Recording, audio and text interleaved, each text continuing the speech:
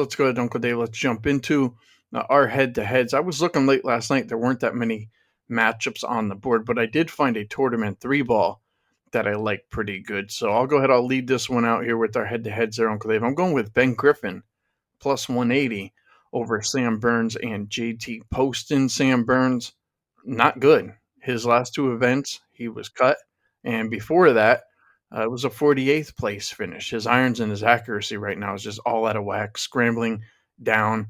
Just can't seem to go ahead and get things going. He hasn't been good at this venue either. He's been here three times. He was cut here twice. I think he's really only the favorite in this group right now, and it's just based on name. It can't be based on performance. So I'm going to go ahead. I'm not going to look here at Sam Burns and JT Poston. No, he hasn't been bad, but he also hasn't been exactly good. I mean, you got to go back to the Phoenix Open to go ahead and find yourself a top 20 finish with JT Poston.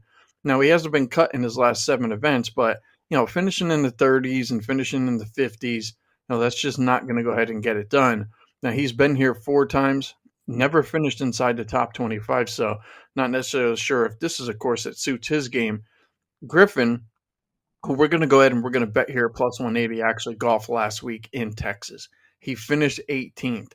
I think the fact that he golfed in Texas and the other two didn't, I think that that's going to be a big help for him. He's been here twice. He was cut here as well and finished 39th. So don't necessarily know if this is a great venue for either of these guys, but I'm going to go ahead. I'm going to play Ben Griffin. I just feel like he's the better golfer right now.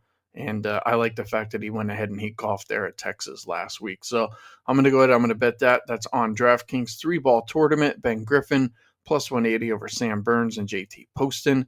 Uncle Dave, you got any matchups for this week? Yeah, one real quick one, Sleepy. Bud Colley minus 120 over Matt Fitzpatrick. And I mean, Colley's the favorite in this matchup, and I think for a reason. I mean, Fitzpatrick has been basically horrible since he kind of hit the elite level there a year and a half or two ago.